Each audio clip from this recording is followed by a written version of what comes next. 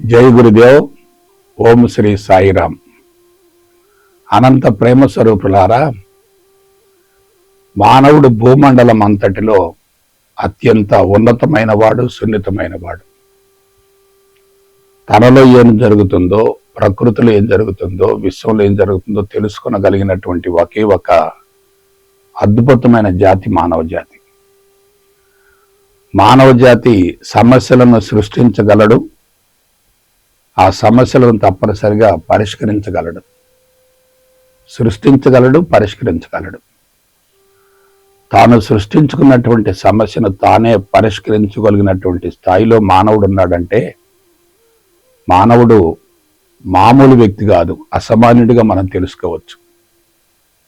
ఎందుకంటే ఈ చరాచర జగత్తుకి ఏదైతే ఆధారమో దాన్ని బహిర్గతం చేయటువంటి భగవంతుని వెలుగు తీసినటువంటి మానవుడు భగవంతుడి కంటే ఉన్నతమే కదా. ఆలోచించండి. అటువంటి మానవుడు సమస్యను సృష్టించగలుగుతున్నాడు, ఆ సమస్యకు పరిష్కారాన్ని కూడా కనుగొంటున్నాడు. అసలు విషయం ఏంటంటే సత్యం చాలా సులభమైంది, ఆమోదయోగ్యమైంది, అనుసరించదగినది. అది తప్ప మానవ జీవితానికి మరొక ప్రత్యామ్నాయం లేదు, పరిష్కారం కూడా లేదు. అయితే మనిషి సత్యాన్ని ఎందుకు పోగొట్టుకున్నాడు? సత్యానికి ఎందుకు దూరం అయ్యాడు? అసత్యపు జీవితానికి, అబద్ధపు జీవితానికి ఎందుకు అలవాటు పడ్డాడు? అందుకు మూల కారణం ఏంటి? ఇది మానవుడు ఒక్కడే చేసినటువంటి పొరపాట? భూమండలంలో ఉన్నటువంటి అన్ని జీవులు చేస్తున్నటువంటి పొరపాట? దాని గురించి మనం తెలుసుకోవాలి. భూమండలం మొత్తంలో 4 విభాగాలు ఉన్నాయి, 4 భాగాలు ఉన్నాయి అనుకోండి. పంచభూతాలు, వృక్షాలు, జంతువులు, మానవుడు. పంచభూతాలు, వృక్షాలు, జంతువులు, మానవుడు. అయితే మన మూలాలకు వెళితే విశ్వం మొత్తం ఒక విధంగా కొనసాగుతుంది, భూమండలం మాత్రం విశ్వం నుండి వేరైంది. ఏదైనా విశ్వానికి అనుగుణంగా ఉంటే అది పురోగమన పరిణామం, విశ్వ కదలికలకు విరుద్ధంగా ఉంటే అది తిరోగమన పరిణామం. విశ్వం మొత్తంలో, సూర్య కుటుంబంలో ఒక భూమండలం మాత్రమే విశ్వం నుండి వేరైంది, స్వతంత్ర ప్రతిపత్తిని కలిగి ఉంది. భూమండలం మొత్తం కూడా వాతావరణంగా ఏర్పడి దానిలో నిరంతరం పరిణామం జరుగుతూ ఉంటుంది. మిగతా గ్రహాలు, ఉపగ్రహాలు, పాలపంతులు, నక్షత్ర మండలాలు, నక్షత్ర కూటములు అవన్నీ కూడా నిరంతరం గురుత్వాకర్షణ శక్తి ద్వారా బంధించబడి పరిభ్రమిస్తూ ఉంటాయి. ఒకదాంతో మరొకటి ఢీకొనే ప్రసక్తే లేదు కదా. ఒక భూమండలమే వేరైంది. అందుకే భూమండలంలోనే జీవులు ఉన్నాయి. మిగతా గ్రహాల్లో, ఉపగ్రహాల్లో జీవులు ఉన్నట్లుగా ఇంతవరకు నిరూపించబడలేదు. కాబట్టి మనం ఇతర గ్రహాల్లో, ఉపగ్రహాల్లో జీవులు ఉన్నట్లుగా భావించకూడదు. ఒక భూమండలంలోనే జీవులు ఉన్నాయి. సరే, ముందు పంచభూతాలు వచ్చాయి. అవి భగవంతుడికి అనుకూలంగా ఉన్నాయి. ఎట్లా? ఒకదానితో మరొకటి కలిసిపోతాయి, ఒకదాని నుండి మరొకటి ఏర్పడతాయి, ఒకదాని నుంచి మరొకటి విడిపోతూ ఉంటాయి. వాటికి ఇండివిడ్యువాలిటీ లేదు, స్వతంత్ర ప్రతిపత్తి లేదు. కలిసిపోతూ ఉంటాయి, విడిపోతూ ఉంటాయి. అక్కడేముంది? స్వేచ్ఛ ఉంది. స్వేచ్ఛగా కలిసిపోతూ ఉంటాయి, విడిపోతూ ఉంటాయి. కాబట్టి పంచభూతాలు భగవంతుడికి సన్నిహితంగా ఉన్నాయి. అదే వృక్షాలను తీసుకోండి, ఇవి స్వేచ్ఛగా జీవించటం లేదు. వాడికి ఒక ఆకారం ఉంది, గుణం ఉంది, రూపం ఉంది, రుచి ఉంది, వాసన ఉంది, వినికిడి ఉంది, అన్నీ ఉన్నాయి. స్వతంత్ర ప్రతిపత్తి ఉంది. ఒకే జాతికి చెందినటువంటి చెట్లైనా సరే ఒకే రకంగా ఉండవు. అక్కడ తీసుకోండి, భూమి ఒకే రకంగా ఉంటుంది, నీరు ఒకే రకంగా ఉంటుంది, అగ్ని ఒకే రకంగా ఉంటుంది, వాయువు ఒకే రకంగా ఉంటుంది, ఆకాశం కూడా ఒకే రకంగా ఉంటుంది కదా. అంటే వృక్షాలు భూమండలం నుండి వేరయ్యాయి. భూమండలం విశ్వం నుండి వేరైంది, వృక్షాలు భూమండలం నుండి వేరయ్యాయి. ఆ తర్వాత ఏమొచ్చాయి? జంతువులు వచ్చాయి. ఇవి వృక్షాల మీద ఆధారపడుతున్నాయి, వృక్షాలు పంచభూతాల మీద ఆధారపడుతున్నాయి. ఈ వృక్షాల్లో జీవ చైతన్యం ఉంది కాబట్టి ఇవి స్వతంత్ర ప్రతిపత్తితో జీవిస్తున్నాయి కాబట్టి వీటిల్లో అహంకారం ఉంది. అదేందో మళ్ళా చెప్తాను. అహం ప్లస్ జీవుడు ప్లస్ ఆకారం ఈక్వల్ టు అహంకారం. అహం ప్లస్ ఆకారం ఈక్వల్ టు సత్యం. అహం ప్లస్ జీవుడు ప్లస్ ఆకారం ఈక్వల్ టు అహంకారం. అది భూమండలానికి వ్యతిరేకం, విరుద్ధం, అది డీవియేషన్ అవుతుంది, స్వతంత్ర ప్రతిపత్తి అవుతుంది. అందుకే పంచభూతాలు కలిసిపోయినంత ఫ్రీగా వృక్షాలు కలిసిపోవటం లేదు కదా. వాటికి రూపం ఉంది, ఆకారం ఉంది, గుణం ఉంది, రుచి ఉంది, వాసన ఉంది, స్పర్శ ఉంది, అన్నీ ఉన్నాయి కదా. ఆ తర్వాత రండి జంతువులకు రండి, వీటిల్లో ఇంద్రియ చైతన్యం ఉంది. ఇవి ఇంకా ఎక్కువ స్వతంత్ర ప్రతిపత్తిని ప్రదర్శిస్తున్నాయి. మనుగడ కోసం పోరాటం జరుగుతుంది, మరణ భయంతో విలువెల్లాడిపోతూ ఉన్నాయి. ఎక్కువ కాలం బ్రతకాలనేటటువంటి ఆశ ఉంది, ఫలవంతమైన సంతానాన్ని ప్రకృతికి కానుకగా అందించాలనేటటువంటి భావన బలీయంగా ఉంది. అందుకే మధ్యలో మరణించడానికి అవి ఇష్టపడవు, వ్యతిరేకిస్తూ ఉంటాయి. నెక్స్ట్ మానవుడికి రండి. ఇతనిలో మనో చైతన్యం ఉంది, బుద్ధి చైతన్యం ఉంది, స్వతంత్ర ప్రతిపత్తి ఉంది, మానసిక పరిధి ఉంది, తన చుట్టూ బౌండరీ ఉంది, సొంత ప్రపంచం ఉంది. ఆ ప్రపంచం నుంచి బయటపడలేడు, వేరే వాళ్ళను ప్రపంచంలోకి అనుమతించే ప్రసక్తి లేదు. కులాలు, మతాలు, వర్గాలు, ప్రాంతాలు, పార్టీలు, రాగము, ద్వేషము అన్నీ ఉన్నాయి. అందుకు మూల కారణం ఏమిటి? మాయలో ఉన్నాడు, మనసుతో జీవిస్తున్నాడు, మనసు ద్వారా కొనసాగుతున్నాడు, మనసులో ఇరుక్కుపోయాడు. ఇప్పుడు చెప్పండి, ఆత్మకి మనసుకు తేడా ఏంది? ఆత్మ సర్వస్వతంత్రం, మనసు పరిమితం. ఆత్మ అనంతం, మనసు పరిమితం. ఆత్మ అఖండం, మనసు ఖండం. నీకేం కావాలి?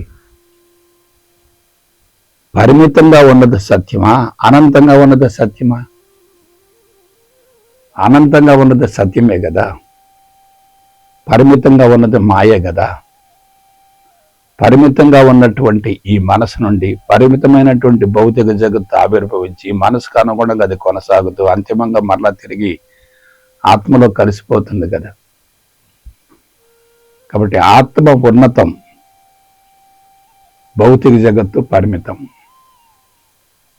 ఆత్మ నుండే మనసు ఆవిర్భవించింది, ఈ మనసు మరలా తిరిగి ఆత్మలో కలిసిపోతుంది. ఆత్మ నుండి ఆవిర్భవించి మరలా తిరిగి ఆత్మలో కలిసిపోతున్నప్పుడు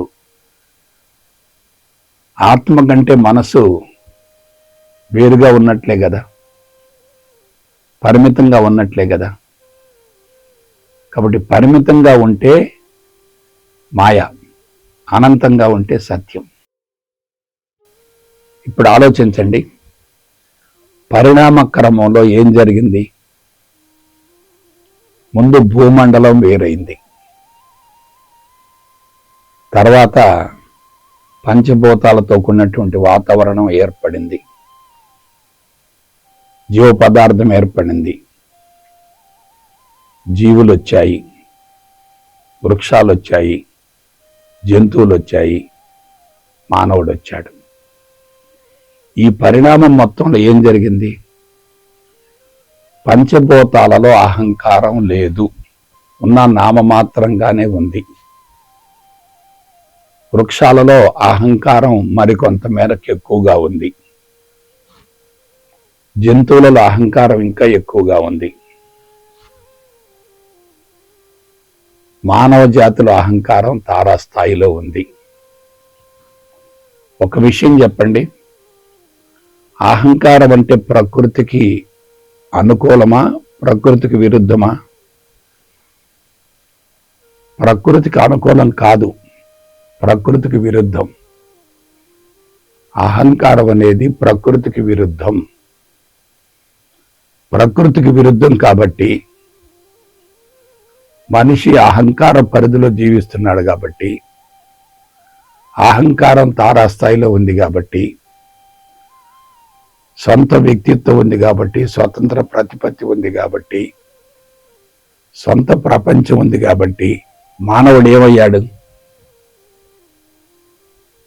సత్యాన్ని వదిలేశాడు. జాగ్రత్తగా అర్థం చేసుకోండి. సత్యవంతంగా జీవిస్తూ ఉంటే సంపూర్ణ స్వేచ్ఛతో జీవితం కొనసాగుతుంది. ఎప్పుడైతే సత్యానికి దూరం అయ్యాడో, మాయలో పడ్డాడో, అక్కడ మనిషి పరిమితమయ్యాడు కదా. పరిమితంగా ఉన్నప్పుడు సంపూర్ణ స్వేచ్ఛ లభించే అవకాశం లేదు కదా. పైగా మానవుడు చేస్తున్న పెద్ద పొరపాటు ఏమిటంటే ప్రకృతికి దూరం అయ్యాడు కదా. ప్రకృతితో కలిసి ఉంటే ఎంతో కొంత మేరకు సత్యం అవగాహన అయ్యేది. ప్రకృతికి దూరం అయ్యాడు, సుఖవంతమైన జీవితానికి అలవాటు పడ్డాడు, సుఖంలో ఇరుక్కుపోయాడు, దాని నుంచి బయటపడలేకపోతున్నాడు. శరీరం బలహీనపడింది, మనసు పరిమితంగా తయారైంది. ఇటువంటి స్థితిలో మనిషి సుఖానికి అలవాటు పడి శరీరం సహకరించకుండా భగవంతుని గురించి తెలుసుకున్న లాభం ఏంటి, ప్రయోజనం ఏంటి? ప్రకృతికి అనుగుణంగా జీవిస్తుంటే శరీరం దృఢంగా, పటిష్టంగా, శక్తివంతంగా, ఆరోగ్యంగా, పుష్కలంగా, ప్రాణశక్తితో నింపబడి ఉంటుంది కదా. అక్కడ అది లేదు కదా. మనిషి ఏమయ్యాడు?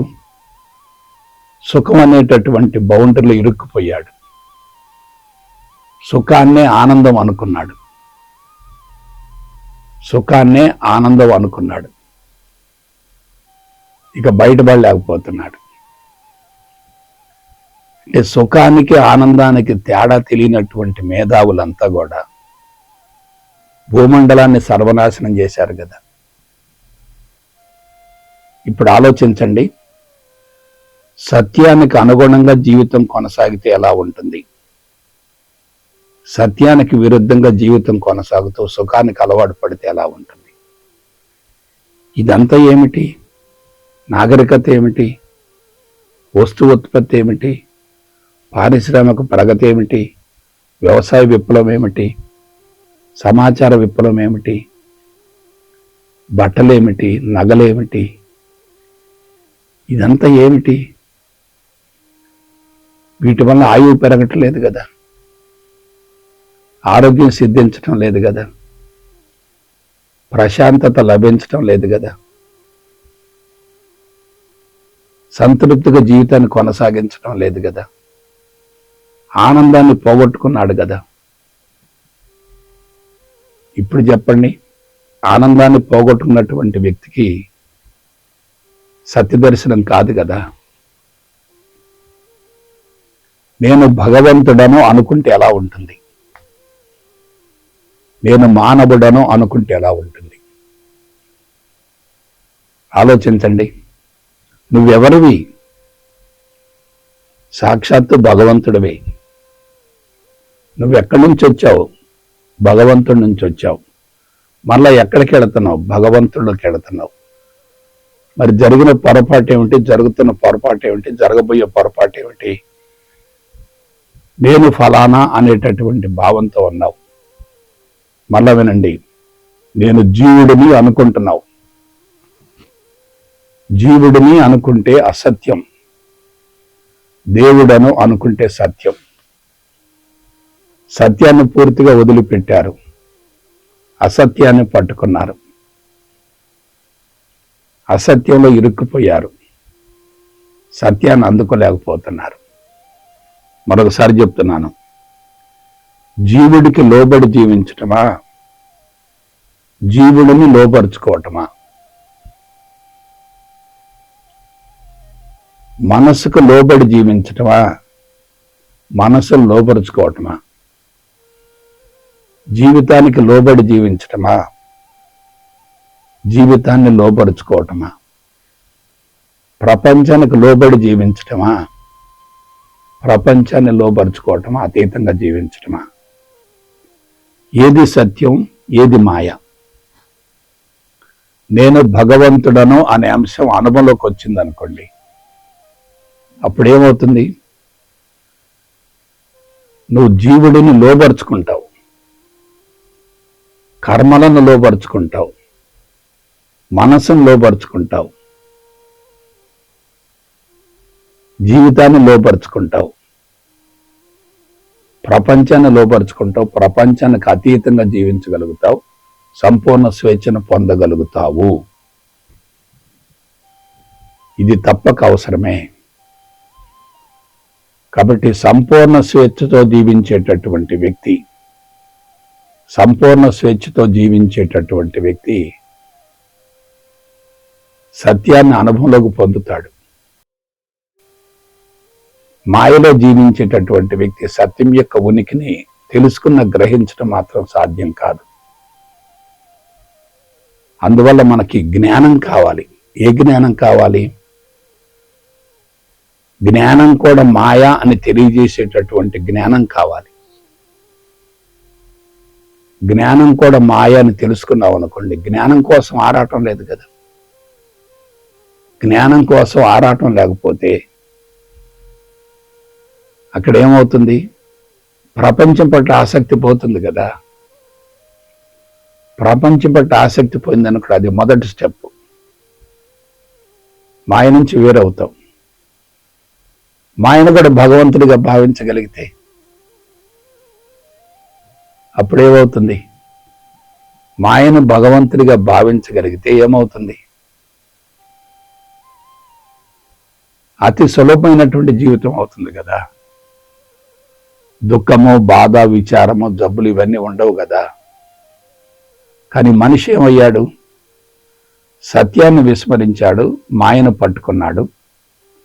మాయలో ఉంటూ సత్యం కోసం అన్వేషణ చేస్తున్నాడు. ముందు మాయ నుంచి బయటపడు, తర్వాత సత్యాన్ని గురించి ఆలోచించు. మాయలో ఇరుక్కుపోతే నీకు సత్య దర్శనం ఎట్లవుతుంది? ఇది అందరూ తెలుసుకోవలసినటువంటి నగ్న సత్యం. కాబట్టి నా సలహా ఏమిటంటే, జీవితాన్ని గురించి అన్ని కోణాల నుంచి లోతుగా అధ్యయనం చేయాలి. సమస్య ఉత్పన్నమైంది, ఓకే, ఆ సమస్యకు మూల కారణం ఏమిటి అనేది తెలుసుకోవాలి. మూల కారణం తెలుసుకుంటే మనిషి పరిష్కారం వైపుకు మళ్ళగలుగుతాడు. మూల కారణం తెలుసుకోలేకపోతే పరిష్కారానికి అవకాశమే లేదు కదా. కాబట్టి మనసు అనేది ఆత్మకు లోబడి ఉంటుంది.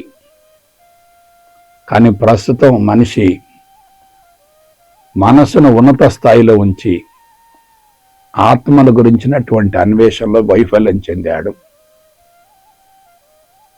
మనసు శాశ్వతం కాదు, మనసు తాత్కాలికం.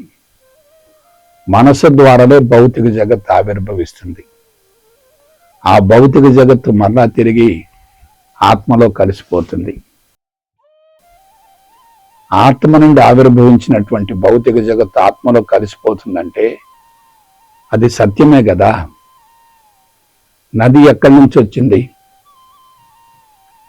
వర్షం ద్వారా వచ్చింది. వర్షానికి మూలం ఏమిటి? మేఘం కదా. ఆ మేఘానికి మూలం ఏమిటి?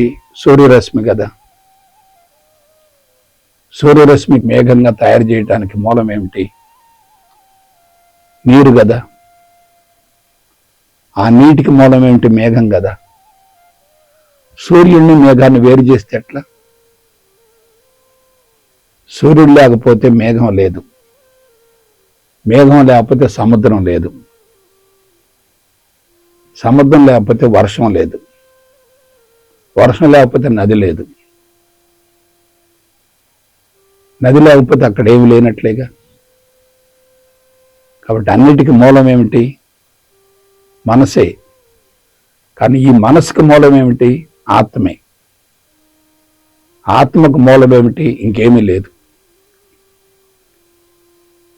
అన్నింటికీ ఆధారం ఆత్మే. కానీ ఆత్మకి ఎటువంటి ఆధారం ఉండదు. ఆత్మకి ఎటువంటి ఆధారం ఉండదు. అందుకే మనం అందరం తెలుసుకోవలసినటువంటి నగ్న సత్యం ఏమిటంటే, మనస్సును అధిగమించాలి, మనస్సును స్వాధీనం చేసుకోవాలి,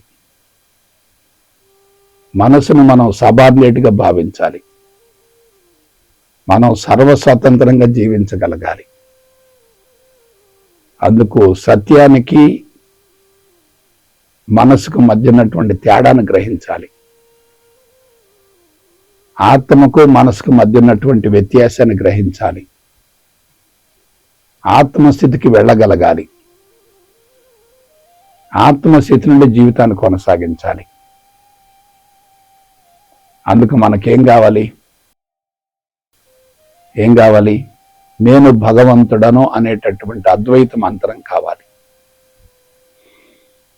ద్వైత విశిష్ట అద్వైతులు ఇరుక్కుంటే అద్వైతానికి అవకాశం లేదు. అద్వైతంలో ఉంటే ద్వైత విశిష్ట అద్వైతాన్ని కూడా కలుపుకోవచ్చు, పరిపూర్ణత్వాన్ని సాధించవచ్చు, సిద్ధించుకోవచ్చు, జీవితాన్ని ఆనందమయం చేసుకోవచ్చు. అందులో ఎటువంటి సందేహం లేదు. కాబట్టి కొంచెం జాగ్రత్తగా విశ్లేషించుకోండి. ఎప్పుడైతే మనిషి నేను భగవంతుడను అనేటటువంటి అంశాన్ని అనుభవంలోకి పొందుతాడో, నేను భగవంతుడను అనేటటువంటి అంశాన్ని అనుభవంలోకి పొందుతాడు, అతడు అన్నింటికి అతీతంగా ఉంటాడు. అతడే సృష్టికర్త అవుతాడు, అతడే అన్నింటినీ శాసించగలుగుతాడు, అతనికి అపారమైనటువంటి విశ్వశక్తి తోడవుతుంది. కాబట్టి నా సలహా ఏమిటంటే, ప్రతి విషయాన్ని గురించి జాగ్రత్తగా విశ్లేషించుకోండి. గురు సందేశాల యొక్క ముఖ్య ఉద్దేశం ఏంటంటే, అందరికీ తెలిసినటువంటి విషయాన్ని గురించి తెలియజేయాల్సిన అవసరం లేదు, కానీ మరుగున పడ్డటువంటి కీలకమైనటువంటి ఆధ్యాత్మిక సూత్రాలను, సత్యవంతమైనటువంటి అంశాలను బహిర్గతం చేసి ప్రపంచానికి పరిష్కారం చూపటమే ఈ గురు సందేశాల యొక్క ముఖ్యమైనటువంటి ఉద్దేశం.